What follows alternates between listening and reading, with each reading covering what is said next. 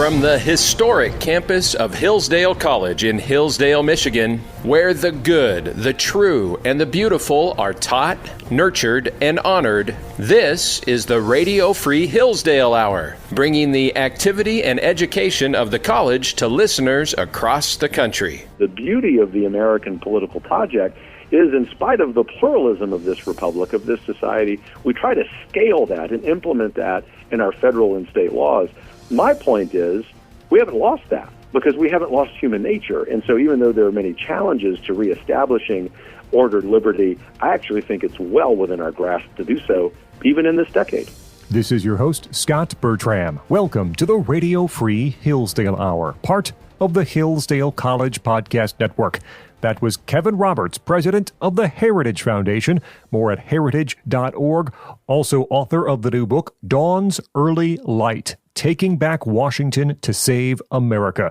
We go in depth today on the book with Kevin Roberts. Kevin, thanks so much for joining us. Scott, it's my pleasure. Thank you. Very early, I think in the introduction of Dawn's Early Light, Kevin, you say this book is meant to help restore a shared vision of a glorious future for our country. Why are you optimistic that can be done despite the deep divisions in our country? I think the most recent election that we've had, which is top of mind for everyone, is indicative of why I'm optimistic. And some of your audience, not entirely wrongly, will think it's because of the outcome, but I mean something deeper than that, and it is that ultimately you can summarize Donald Trump's victory, or the reasons behind that, as a majority of Americans believing that the American dream is slipping away from them. And what's interesting, and at least in the present tense, it's a little challenging right now, Scott, is that that's true. We know that by almost every objective measure. But what they're saying is they want the American dream to be alive again. They see the American dream as something that transcends our political and ideological labels. And from this policy leader, at least, I think public policy has something to do with that. But most importantly, as I talk more in the book about, it's also about making Washington less important by revitalizing our communities, revitalizing our families, our local institutions. There's so much of that that's already underway. I'm very optimistic about the American future. Part of taking back Washington to save America that you prescribe in Dawn's Early Light is to go on offense, to start a long, controlled burn, as you say. And part of it is destroying the institutions that cannot be saved. How do you know when that is? What's the point of no return for some of our institutions in the country? Well, the most obvious ones that stick out are two categories. First of all, institutions of so-called higher learning. Obviously, there are great exceptions to this, like Hillsdale, the college that I led, Wyoming Catholic College, and many others. But most of the Ivy League institutions, for example, aren't just doing a poor job of educating their students. We see that in terms of objective measures of what their graduates know. They're actually actively undermining our understanding of what it is to be an American, what our proper understanding of freedom is, what our proper understanding of our cultural inheritance is. And my point is, those institutions have a choice. They can either continue to live off the public dole, even those very well-heeled private institutions in the Ivy League do through research grants and participating in federal student loans and grants, or there can be strings attached to that money whereby we begin to undermine the nonsense that they are foisting upon their students by being more active in our public policy. You know them when you see them because of the rotten fruit they produce. But the other category would be legacy media outlets. I've been very fond in the last months, particularly as I've done the book tour, of telling people, if you get upset about what the New York Times and the Washington Post and newspapers like them say, stop reading them. Stop subscribing to them. And so my point in mentioning these two examples is you know it when you see it. And yes, I understand that sounds anecdotal, but you see, I'm still one of those guys who believes you can trust the American people to know something is rotten when they see it. I would say trust your gut. A large part of Dawn's Early Light is your description and explanation of something that you call family-first fusionism, a part of a new conservative movement. How would you briefly define, and we can talk more deeply about it, family-first fusionism, and how does it differ from what people might understand as classic fusionism? Yes, let me first very briefly explain that important point about what fusionism is. emanating, at least in the public square, from the 1950s and 60s. Fusionism, as we come to know it, is the melding of social conservatives, so-called national security conservatives, and free market conservatives. Obviously, some of us, myself included, would consider ourselves in all three camps. But the fusing of those into a political coalition and an intellectual coalition, if you will, led to, most famously, the election of Ronald Reagan in 1980. And my point in the book is, as well-intentioned and as important and successful as that fusionism was, it's outdated, because one of the things that has happened during that time is that every objective measure of healthy family life in the United States has declined.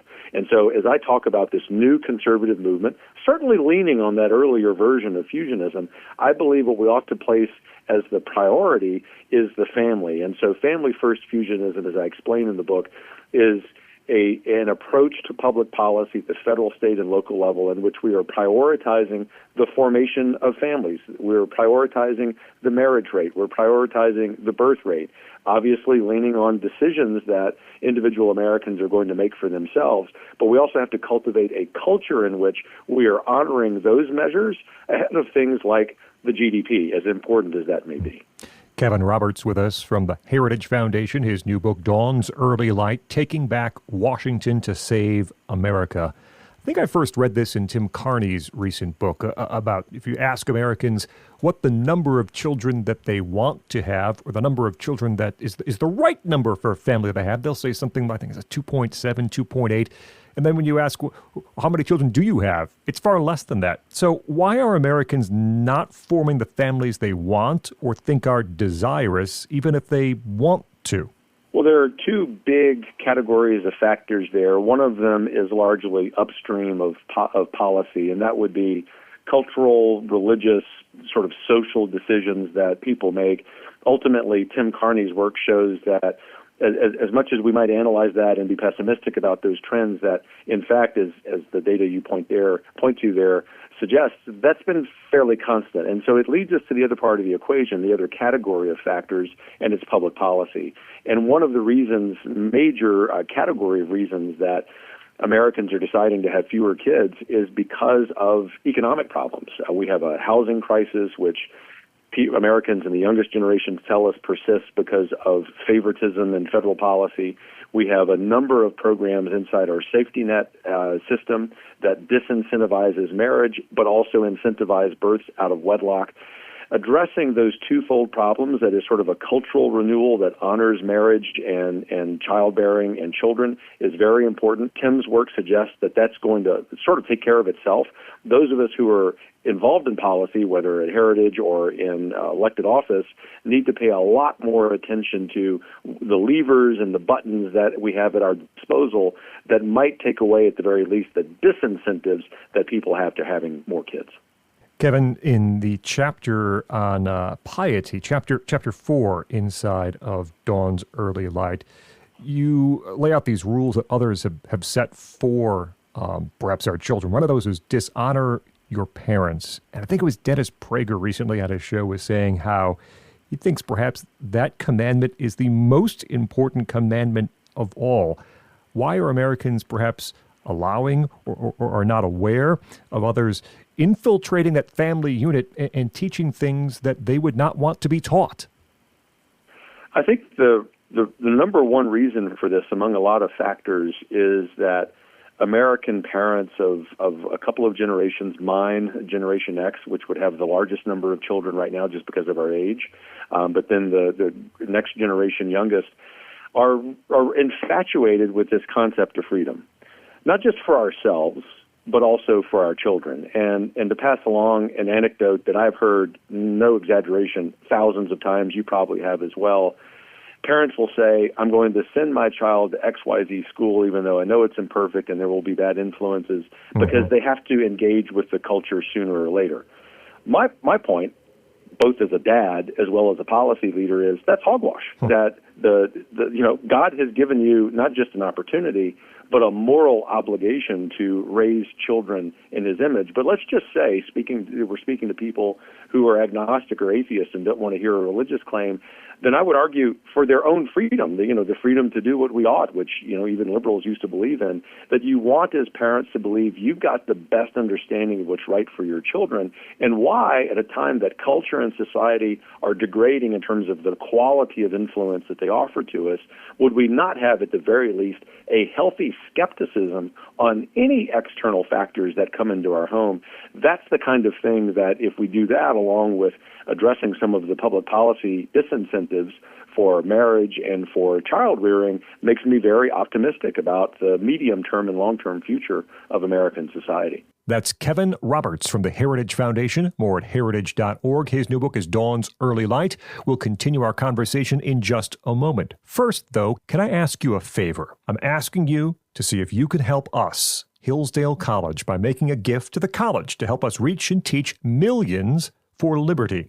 As you know, America has a real chance to correct course. With your help, we can even chart a path to restore liberty in the coming year.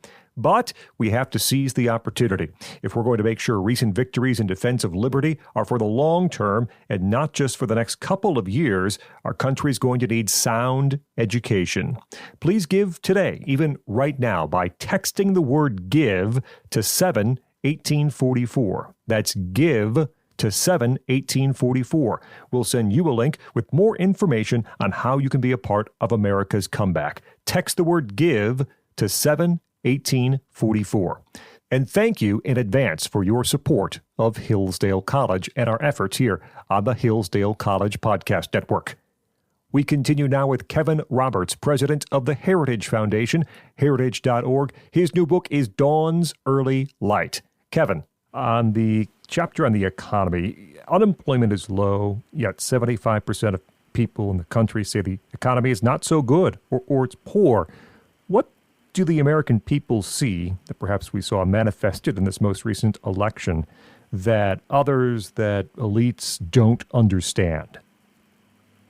I would, in order to answer that question, home in on one demographic, and it's the 7 million American men who aren't even looking for jobs. I mean, this to say that this is historically unprecedented is the most dramatic understatement that I could come up with. The fact that we have 7 million working-age men, by the way, of all racial and ethnic backgrounds, and they're able to be in the workforce, not seeking work, tells you what the problem is. And it is that, to put it succinctly, the American dream is lost in their eyes. And what they're seeing is that maybe they will be underemployed based on their perception of their qualifications.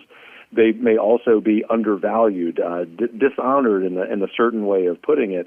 And if you take what we know, knowing more about that group of people, and this is a vital focus, by the way, of the incoming presidential administration, fixing that problem for those men, what we're learning is that a lot of Americans feel some degree of similar feelings here, which is that the workforce isn't for them. The workforce is one where even if they believe in the free market and they love that entrepreneurs, make money for themselves, they've seen the accretion of not just the accumulation of not just capital and wealth by a handful of elites, but that they're doing so in collusion with big government, thereby picking winners and losers. And so ultimately, to sum up here, Scott, too many Americans see this formerly beautiful free market system that America has nearly perfected over a couple of centuries be corrupted by people who are drunk on power and drunk on wealth. It isn't that wealth in and of itself is bad, obviously. It's that the way this has occurred is really placing at a disadvantage tens of millions of Americans.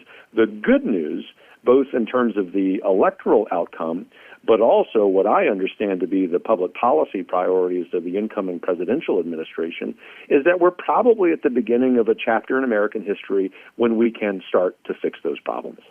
You talk about the ownership society and ownership economy. How can employees begin to regain a feeling that they have a stake in their company, a stake in the economy? Does it mandate government action, or can private companies, private enterprises take this upon themselves? I'm skeptical of almost every government action, as you would imagine, although as a conservative rather than a libertarian, I do think there's a proper role for government in some of these questions. It is always, or at least almost always, advisable, prudent, and good that these kinds of solutions be initiated from the private sector. And I think about the large body of research we have of the companies for which employees love working. One of the reasons they love working isn't just because of the sort of understandable sense that the culture is good, that the pay and benefits are good, but that they have ownership in that company, quite literally. I think about Publix as an example. I have no interest in these companies I'm about to mention. In fact, I can't, and that proves the point. Publix, one of the most successful grocery stores in the Southeast, is growing up and down the East Coast, in part because it is employee-owned. In my home state of Louisiana, very famously, Acadian Ambulance, employee-owned. I happen to know the now late founder of Acadian Ambulance, Richard Zuschlag, and he made the decision decades ago that his company was going to be employee-owned. Why? Because it would increase employee retention, it would increase employee satisfaction, it ultimately would increase Richard's own profitability, because when those things are happening, your company really benefits. In other words, you don't have to have any government action other than just getting out of the way if we're allowing small and medium-sized business leaders to take those kinds of actions. You say in Dawn's Early Light, and correct me if I'm wrong, but unions aren't the answer to this particular problem. There's another idea, concept, workers' council. I guess my question is it necessary to fix this problem to tilt the power in some way back to the workers? Your claim there, I agree with entirely. We need to shift some of the power back to workers, and yet in Washington, D.C. policymaking, we often create a false dichotomy. And what I mean by that is, even though I would not only accept that claim, but I largely agree with the claim that you made about shifting power to the workers, it doesn't follow then necessarily that the answer to that must be we have to increase the power of labor unions. In fact, as I talk about in the book, I have a real qualm with a handful of labor unions who actually benefit themselves, that is, the leaders of these labor unions, at the expense of their members. Most infamously would be the teachers union.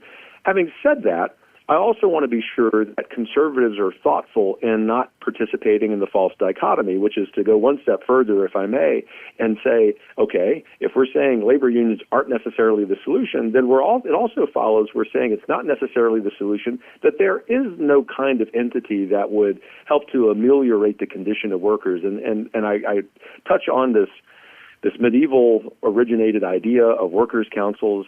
We would know them as artisans' guilds. I think that's something that could be applied in the modern context. I also think politically, from someone who works every day in Washington, it's the kind of thing that not only would center-left, but also some center-right, and those of us who are firmly in Scots, fairly far on the right, would agree with. I think if we can change the vocabulary of this false dichotomy, we actually might be able to implement policies and approaches that benefit American workers. Kevin Roberts with us. His book, Dawn's Early Light, Taking Back Washington to Save America. What does it mean for our liberty in the United States of America to be ordered? And how have we seen that slip away? We have, as I think, the greatest promise of the political philosophy that founded the United States, these two competing goods, liberty on the one hand and order on the other, being put in balance. George Washington is not known for always turning a great phrase, although he was perfectly brilliant and a great rhetorician, but he was really infatuated with that very point about so-called ordered liberty. What that means in our modern context is that even though all of the signals from culture and society are telling us, and especially our kids and grandkids, that liberty and freedom are the end-all, be-all, we ought to be able to be free to do whatever we want, make whatever choices we want, we know two things about that. One of them is that that's not good for society. That's very obvious. We have to order some of that. That's why we have laws, appropriate laws. But the second, and I would argue even more important thing is, in our nature, I would argue in our soul, but in our nature at the very least, we are governed by an internal check on that liberty, because if we take our liberty, our passions too far, we know that can lead to very bad actions because of human nature. And so, in other words, we yearn as individuals for this ordered liberty in our own lives. And the beauty of the American political project is, in spite of the pluralism of this republic, of this society, we try to scale that and implement that in our federal and state laws. My point is, We haven't lost that because we haven't lost human nature. And so even though there are many challenges to reestablishing ordered liberty, I actually think it's well within our grasp to do so, even in this decade. It kind of harkens back to something you hear from people who, like you said earlier, you're conservative, not a libertarian. There's a role for government, but so many people are crying out to government and saying, do the things you're supposed to do. Stop getting involved in things you're not supposed to do. And the most important things you're tasked with, you're not doing well at all. This is what we're hearing all the time.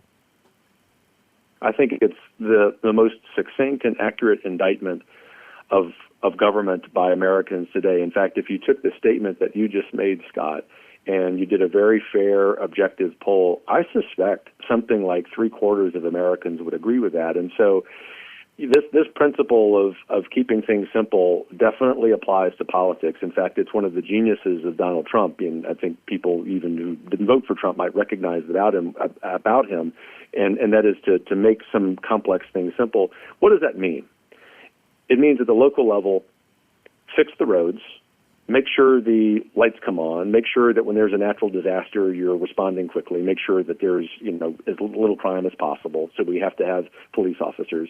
At the state level, the schools need to be good. The state needs to be efficient. When you go into the Department of Motor Vehicles, you actually can get your driver's license within an hour instead of having to go back 5 times. But then at the federal level, to your point about government not doing what it's supposed to be doing, think of the egregious example of at least 11.5 million illegal aliens coming into this country over the last 3.5 years. It actually is a problem for those of us who want there to be a transparent and generous immigration system in this country, because the incompetence, which I'm afraid is at least partially intentional by this administration, in immigration laws has actually caused Americans to wonder what the American future is regarding the inclusion of immigrants. I can go on, foreign policy, the economy, education, but you get the point. Americans expect that if they're going to be taxed and they're willing to agree to a certain level of fair taxation, that government at the very least needs to keep them safe. It needs to protect their liberties. We haven't even talked about the weaponization of government yet. And it also, in terms of those nuts and bolts services like roads and defense and those kinds of things, it needs to do them well. Kevin Roberts, I'm sure you were as surprised as anyone else to hear and see President Biden admit and acknowledge the presence of the deep state in his statement regarding the pardon of his son. There's targeting going on. They're targeting American citizens. You have a prescription in Dawn's Early Light to how to deal with some of that issue. Break the power of the deep state by removing its power and or moving them away from the nexus of D.C., the uniparty, as you talk about in Dawn's Early Light. How easy is that to do? Is that a stroke of a pen? Does it take congressional action? How do we begin to take away the power or move the power away from Washington? Look, it's very hard because it takes a series of actions, both by the president, by cabinet secretaries, very importantly, as you mentioned, Congress as well. But it's gotten a lot easier because this election, in part, perhaps even in large part, turned on the desire of Donald Trump to break the back of the deep state.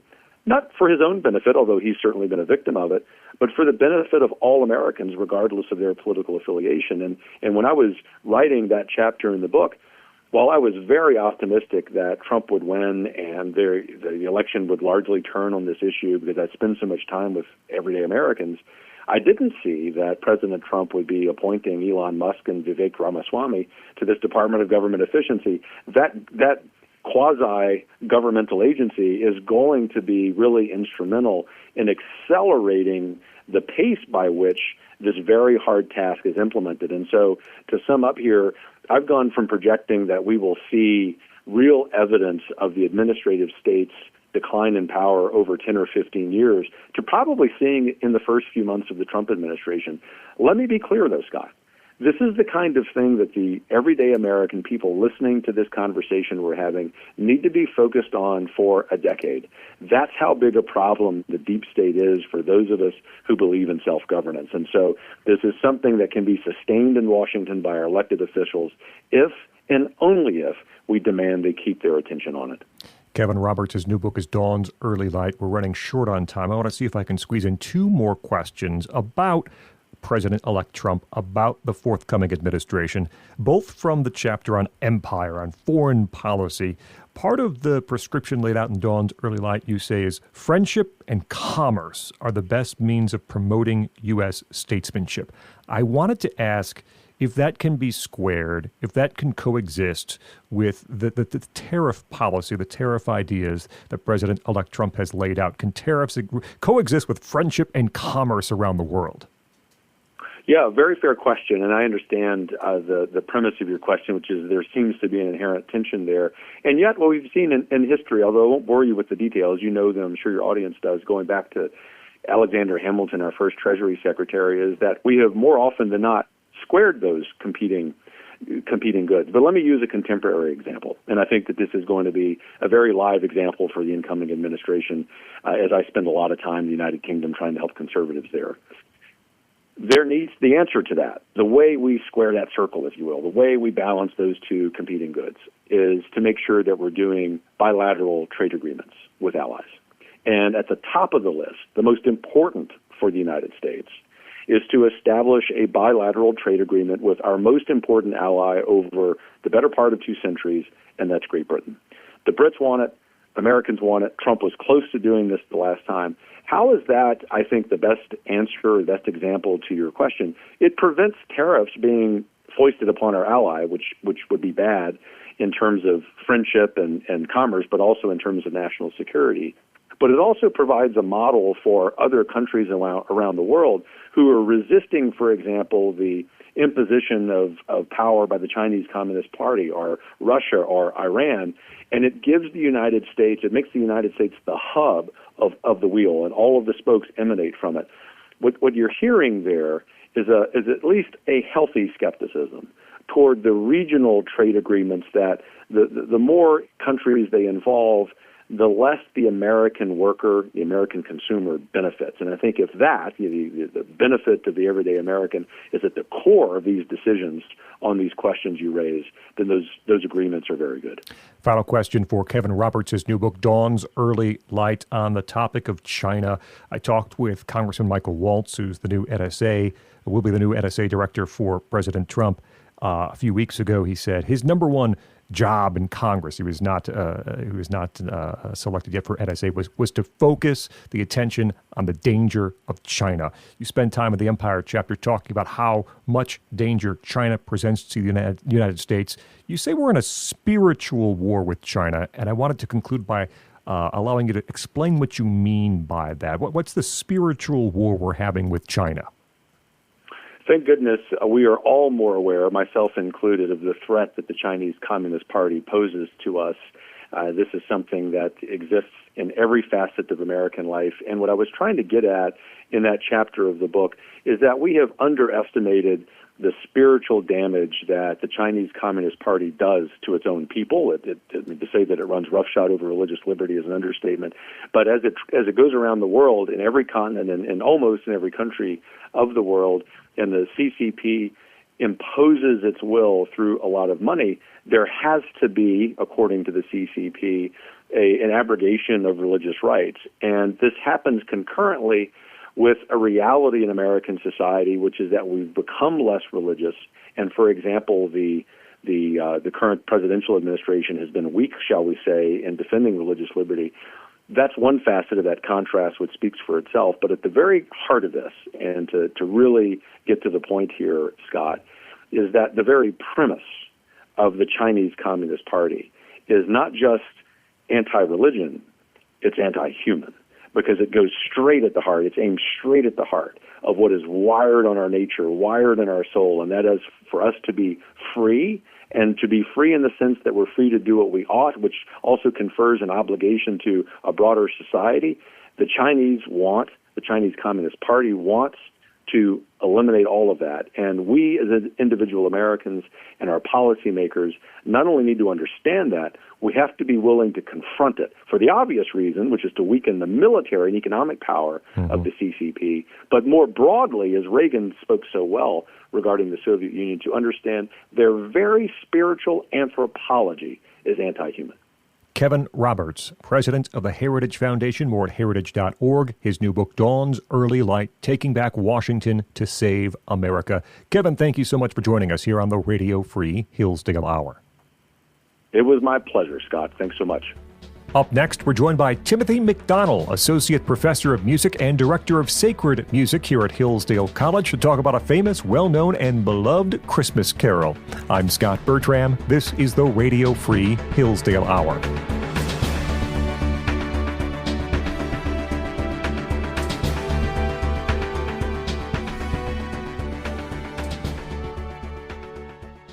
It's no secret that Americans are more divided than ever. And it's not just over what policies will improve our great country. No, it's over whether America is great at all, whether America deserves our love. That's why Imprimis is so important. Imprimis looks at the issues of the day from a constitutional perspective, reminding citizens always of our great heritage of liberty. For more than 50 years, Imprimis has featured speeches from the smartest conservative thinkers and writers at Hillsdale events. These days, Hillsdale publishes people like Molly Hemingway, Andy Puzder, Harmeet Dillon, and Chris Rufo. Over 6.4 million American households and businesses receive Imprimis absolutely free. And I urge you to sign up for it today at no charge. To get your free lifetime subscription, go to hillsdale.edu/lifetime right now. Or text the word Imprimis to 71844 and we'll send you a link to sign up for your free lifetime subscription. That's IMPRIMIS to 71844.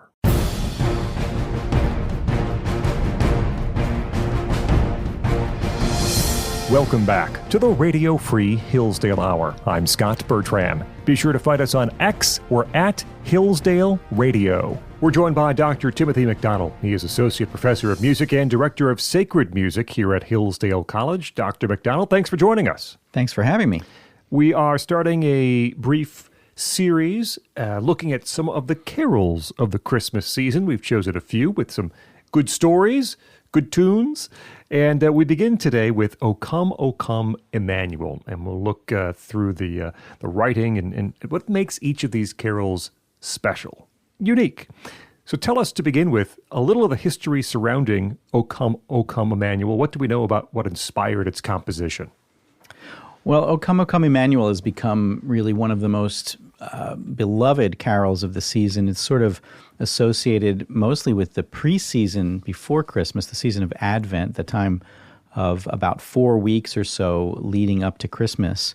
And the hymn was sort of cobbled together over time. Its authorship is a bit unknown. Its inspiration is pretty well known, though. It is basically a paraphrase of 7 antiphons that were sung in the 7 days leading up to Christmas Eve in the old liturgy, the old Latin liturgy in the early Middle Ages. And each antiphons would focus on a particular attribute of the Messiah. And so each verse of this hymn that is created really more or less from the 18th century on by various contributors, anonymous as they are, each of these verses is a kind of a précis or a paraphrase of these attributes. And so the piece is a kind of a summary almost of the biblical prophecies of the coming of the Messiah. So it's perfect for that period leading right up to Christmas time. What kind of message or theme is the carol trying to convey to the audience? I think the overriding thrust of the carol is one of waiting and one of preparation and one of expectation for the promised Messiah. The various symbolic titles that each verse focuses on all point to some theological category or theological aspect that points to the fulfillment of the Messiah prophecy in the person of Christ. And so, for instance, the first of these titles is O Sapiencia, O come, O wisdom from on high. So this idea of God as wisdom, this kind of reflects the prologue of St. John's Gospel, where he talks about Christ as the Logos, which is the wisdom of God. And that follows up with Adonai, that is the God of majesty, which sort of reflects the God of Mount Sinai, giving the law from on high. And then we proceed to this idea of the root of Jesse, and we begin to see sort of this kingship element, that Jesse is the father of the royal house of David. And then the next one is the key of David. And what's beautiful about that particular verse is that it talks about how Christ will unlock the doors of heaven for those who believe in him and lock the gates of hell. So there's a locking and an unlocking that goes on with the key of David. And then this idea of the dawn, the day star, the morning star, the oriens in Latin. This is the rising up in the east of the day star. And of course, there's all kinds of imagery of the Star of Bethlehem, the morning star, the placement of the stars in the heavens by God the Creator. And then King of the Nations. This points to the Messiah as not just the savior of Israel, the Jewish people, but that he would be a light to the nations, as Simeon calls him in the infancy narratives of the gospel. And then finally, this last and most sort of intimate title, Emmanuel. Oh, and this is the title of the hymn. Emmanuel, meaning in Hebrew, God with us, God who dwells amongst us. And so each of these titles carries a great deal of theological and biblical weight, and they all are kind of emblems on the role that the Messiah would have. Talking about O Come, Emmanuel with Dr. Timothy McDonnell, Associate Professor of Music here at Hillsdale College. The tune of O Come, Emmanuel, how would you characterize its style, and how did those words come to match with that tune? Well, this is an interesting part of the history. The authorship of those antiphons and the authorship of the actual hymn verses is completely obscure. It's more or less anonymous. The tune is likewise anonymous, but it has a kind of an interesting history in that it's got a sort of a chant-like quality about it. It sort of suggests antiquity. It suggests ancient tones and sort of, you imagine monastic kind of setting for a melody like this. And for years, no one really knew where the melody came from.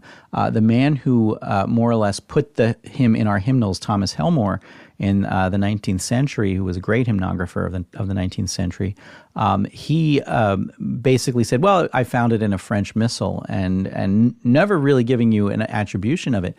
And it wasn't until 1966 that the tune was discovered, not in a French missal, but in a French processional book for funerals, which is not terribly surprising because it's kind of got a Yes. mournful quality about it, this melody, and the longing, and it's got a sort of a funerary vibe. So it's very, it's not surprising at all that it was found originally as part of a funeral collection, and so that was a mystery that was solved. But how these tunes, how this tune and the text were put together by Helmore is really a mystery. The one thing we can say about it is that the pairing is absolutely perfect, because you've got these verses that are in this sort of minor key, right, and then when the refrain "rejoice, rejoice" comes, it switches to major. So the engineering couldn't, it was almost like they were made for each other, even though it's sort of serendipitous how they came to coexist. How would you describe the arc of the popularity of this carol, O Come, Emmanuel? It seems to be slightly more popular today, past few decades, than it had been, say, 100 years ago. Yeah, I think so. There's these things are tracked by hymnologists, and hymnology is still kind of an active field, believe it or not. And at this point, I would say that the peak of this hymn would have been around 1968, where it would have been appearing in about 57% of all hymnals, at least in America. And it's kind of interesting because at that time, where a great deal of social upheaval, and there's culture is really changing at a rapid pace. There's a lot of interplay, and a hymn like this, which really comes from the Anglican tradition, ends up in that sort of cultural cauldron of the 1960s and 70s, filtering into a lot of different church traditions. And so it's been adopted by the Lutherans and certainly by the Catholics. And it's become a kind of, it's ubiquitous in this season, especially leading up to the Christmas day. What purpose does O Come, Emmanuel serve in worship or celebration? Why would you perhaps choose to sing that song, that carol, and not something else? That's a great question. I think the selection of hymns is a rather it can be fraught as a music director. Choosing, because you're helping the people who attend the church service to enter into a kind of state. And you have a lot of influence by making these kinds of selections. And I think what's great about this particular item is that it really helps us to focus on that time of awaiting what the world was like and awaiting the coming of the Messiah, and in much the way that the Christian tradition is still in a state of waiting. That there is this point to which all history is converging according to Christian belief, and so we're still kind of in this perpetual state of Advent. And this hymn really, really helps us to remember that as Christians, I think. And it also, it ties it in beautifully with a lot of biblical imagery that helps ground a kind of meditation of our state of waiting and identifying it with the waiting of ancient Israel. In the end, what makes O Come, Emmanuel such a good Christmas carol? How would you describe it or sell it to someone who perhaps had not heard it before? Well, I think the pairing, as accidental as it must have been, of the text and the music is just this incredibly happy, luck that you have such a great melody and such a profound text coming together. It's very singable. It is less than the range of an octave, which is sort of what you want to keep your hymns to if you're smart, and so it has a kind of vocal. It feels good in the voice to sing it. And so I think, if someone, wanted to, I remember as a kid hearing this hymn and thinking, I want to know more about that. I want to sing that. I want to, there was something about it that was immediately attractive. And I think it's that magical pairing of things. And I think also the fact that this has become a kind of interdenominational common ground, I think, between various Christian traditions, makes it profound as a real point of community among the various Christian denominations that is found in this, especially this idea of waiting. That really is a common disposition of all of the Christian denominations. So I think it's very poignant and it's an eloquent hymn musically and in its text. Dr. Timothy McDonnell, he is Associate Professor of Music and Director of Sacred Music here at Hillsdale College as we talk about O Come, Emmanuel. Dr. McDonnell, thanks so much for joining us here on the Radio Free Hillsdale Hour. It's been my pleasure. Thank you. That will wrap up this edition of the Radio Free Hillsdale Hour. Our thanks to Kevin Roberts, his new book, Dawn's Early Light, and Timothy McDonnell from Hillsdale's Music Department. Remember, you can hear new episodes every week on this station. You also can find extended versions of some of our interviews or listen anytime to the podcast. Find it at podcast.hillsdale.edu or wherever you get your audio. Until next week, I'm Scot Bertram, and this has been the Radio Free Hillsdale Hour.